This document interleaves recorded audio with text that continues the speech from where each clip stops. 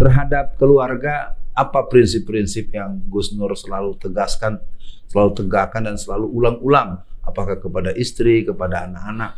Mungkin ini baik buat semua masyarakat, karena bagaimanapun elan edukasi menjadi bagian yang cenderung kering, karena ada dua hal yang sering terabaikan, yaitu keteladanan murni, keteladanan alami, dan kewibawaan alami dalam kehidupan manusia zaman sekarang.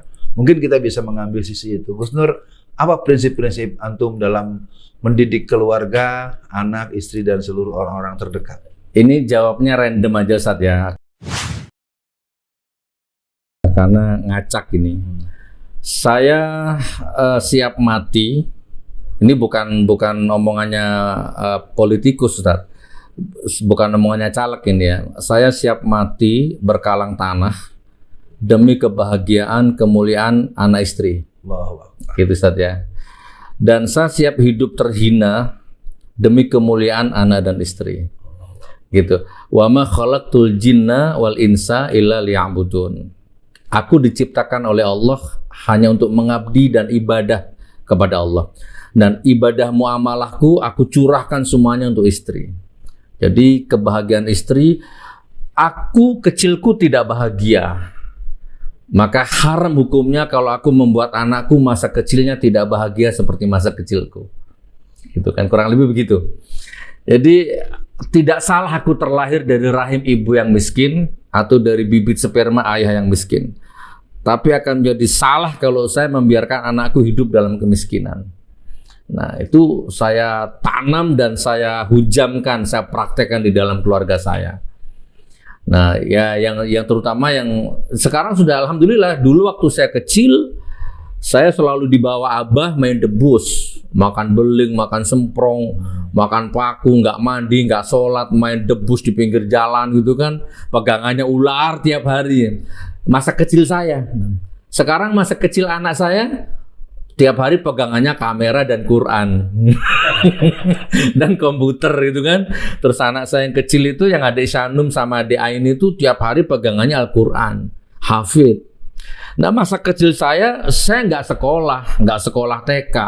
Masa kecil saya nggak tahu tuh gimana ceritanya dulu.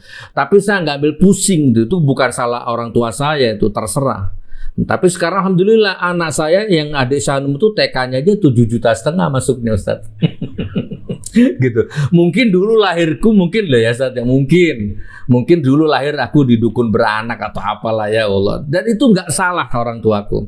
Alhamdulillah kemarin adik Syanum tuh operasi sesar, Ustaz, VIP. Nah, itu saya tanam itu. Jadi anak istri nggak boleh menderita, nggak boleh sedih.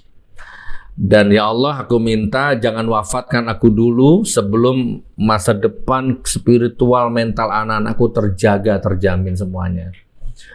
Kurang lebih seperti. Pemirsa, luar biasa ya. Kita bisa masuk pada kulik-kulik sedikit soal situasi yang sangat transenden dalam kehidupan seorang Gus Nur. Nah, saya ingin mengajak Gus Nur, orang bilang sekarang tokoh-tokoh yang punya keberanian mengatakan apa-apa yang berhubungan dengan kezaliman dan kebatilan yang menindas umat Islam memang minim nominal. Dalam artian orang sulit sekali bertemu tokoh-tokoh ya. Kalau yang pintar mungkin banyak, yang punya kualifikasi akademis banyak.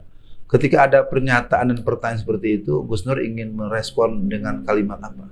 Yang apa itu, Ustaz? Ya, bahwasanya kan keadaan ini kan banyak nih atas ketidakadilan, umat Islam dibuat tidak boleh begini, tidak boleh begitu, dan kejadian demi kejadian kelihatannya berlalu begitu saja kan kita ikuti. Seperti ada ketua MUI Labora yang tangannya diputus sampai dengan kampak, seperti Ustadz Alex yang di Tangerang itu ditembak di halaman masjid dan mati, dan banyak peristiwa-peristiwa yang dialami oleh tokoh-tokoh Islam dalam kurun 2019 yang kita juga sama tahu, orang yang meninggal dunia di saat petugas KPPS itu kan lebih dari 700 orang, dan seluruh peristiwa yang menimbulkan korban mati, nyawa itu tidak ada yang pernah tahu apa sebenarnya, dan mungkin kita juga sesungguhnya juga ditarget. Ya, artinya tidak punya pengetahuan yang original ya, pengetahuan yang valid. Mereka tuh sebetulnya, maksud saya bukan itu yang ingin kita bahasakan, tapi ya orang model kita yang segini aja katanya sih, ini orang apa nggak pakai urat takut bagaimana. Tapi kan menurut saya kalau terus semua kebohongan, semua kezoliman berjalan tanpa ada yang mempersoalkan, kita hanya boleh bertanya, Gus, tapi tidak boleh mempertanyakan.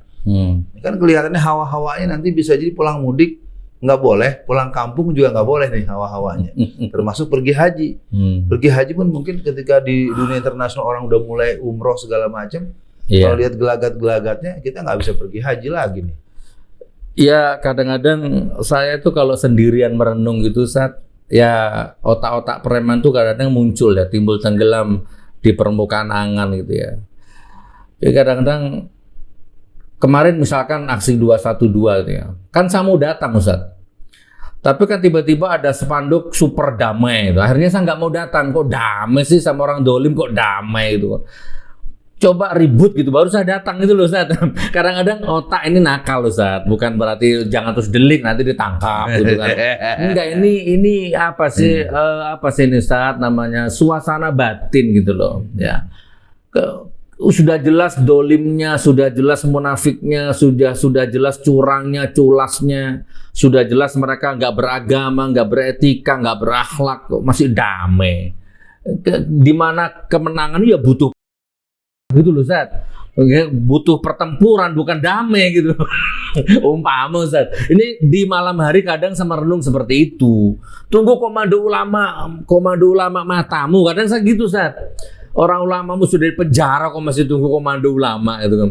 Komando kan nggak harus dengan suara, dengan Habib Rizik di Borgol itu kan sudah komando harusnya. Pancasila mau dirubah jadi Ekasila itu sudah komando. Jangan teriak-teriak tok gitu. Ayo, aku udah masuk kok. Giliran kamu sekarang gitu, Ustaz. Gitu. Pemirsa sebenarnya banyak hal yang bisa kita kembangkan. Mungkin kita akan sampai kepada closing dialog. Mungkin dalam beberapa perinteraksian Gus Nur dengan saya yang bernama Alfian Tanjung, ada hal yang ingin antum nasihatkan kepada saya, atau antum memberikan persepsi, apresiasi, atensi, mungkin juga sebagai bentuk bahwa kita harus sampai pada posisi bahwa suka ataupun tidak umat ini juga tetap menengok apa yang kita katakan. Bagaimanapun postingan kita kan masing-masing punya punya pengikut lah tanda kutip ya. Mungkin dengan perbincangan ini dan nasihat yang diberikan kepada saya bisa menjadi bagian proses pendewasaan, pematangan, dan kita akan terus. Dan menurut antum Alfian harus memperbaiki apanya nih? Enggak Ustaz. Enggak, ya antum guru saya Ustaz. Cuman ini untuk netizen ya. Apa yang kamu tonton, apa yang kamu ketik di kolom komentar itu akan dipertanggungjawabkan di hadapan Allah, itu kan? Itu akan diminta hisab nanti, itu berat. Makanya kalau memang antum itu pengen tahu kebenaran atau kesalahannya Ustadz Alfian, pengen tahu baik buruknya, lebih kurangnya Ustadz Alfian, maka pastikan yang ada tonton channel resminya gitu loh. Betul. Itu maksudnya. Kalau Anda dapat video potongan misalkannya, potongannya ceramahnya beliau dan bagus, oh itu berarti yang motong masih satu seperjuangan. Tapi kalau motongnya salah, diambil framing yang salah, maka itu buzzer kan gitu kan. Itu abaikan, terus jangan terus antum mantap, jos, bagus, itu kan berarti kan itu tanganmu tuh besok dimintai pertanggungjawabkan, dan itu yang akan membuat rezekimu semakin seret gitu loh ya. Ekonomimu semakin jatuh, sementara Ustadz Alfian semakin diangkat derajatnya sama Allah.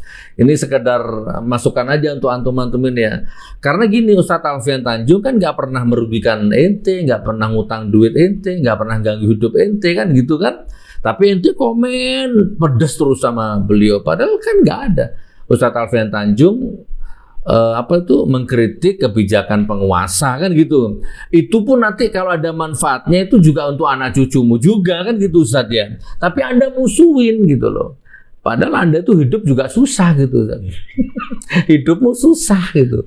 Publik figur bukan, ekonom bukan, politik bukan, konten YouTube juga nggak ada, subscriber juga nggak punya, mungkin utang rentenir antum banyak ya. Mungkin Anda masih punya utang di warung sebelah belum bayar, SPP anakmu mungkin telat-telat, mungkin istrimu bedaknya juga udah habis. Tapi kamu sibuk nyerang Ustadz Alfian Tanjung gitu. Sementara Ustadz Alfian Tanjung happy hidup di jalan Allah. subhanallah gitu kan.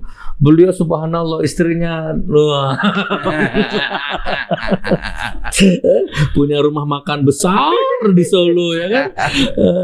Jadi cobalah berpikir logis gitu. Anda bela-bela rezim ini Anda dapat apa gitu loh. Hidupmu masih susah, listrik kamu juga bayar, beli BPJS-mu juga telat-telat. Kan gitu loh saat ini. Saya hanya ngomong realitas saja, tonton channel resminya. Baik pemirsa sekalian, kita sudah masuk ke batas akhir dalam Kuat Bertamu. Sebelum saya tutup, saya ucapkan terima kasih pada Gus Nur. Sama-sama. Dan kita juga doakan agar seluruh ikhtiar proses tadi mengarah kepada sebuah rumus eksistensi, rumus reproduksi, rumus kemakmuran, rumus unlimited income, baik passive income dan active income. Dan akhirnya kita akan masuk pada peran-peran sebagai Abdurrahman bin Auf, sebagai Utsman bin Affan, sebagai para dermawan-dermawan yang mereka terbiasa tangan di atas, mereka biasa memberi dan biasa menjadi orang yang apa-apa yang berhubungan dengan persoalan kehidupan ini dia adalah bagian dari solusi. Nah, mungkin kepada semua pemirsa pada kesempatan kali ini kita sudahi, dan mohon maaf kalau ada hal-hal yang mungkin kepada Gus Nur, kami atau saya dan rombongan cukup lama menyita waktu. Mungkin pemirsa belum tahu kita tadi beri hidangan makanan yang enak luar biasa, ya. Tapi itu mungkin juga satu hal yang harus disyukuri, dan terima kasih buat Gus Nur. Dan kita cukupkan. Sampai jumpa lagi dengan Kuat Bertamu di episode berikut. Assalamualaikum warahmatullahi wabarakatuh. Waalaikumsalam warahmatullahi wabarakatuh.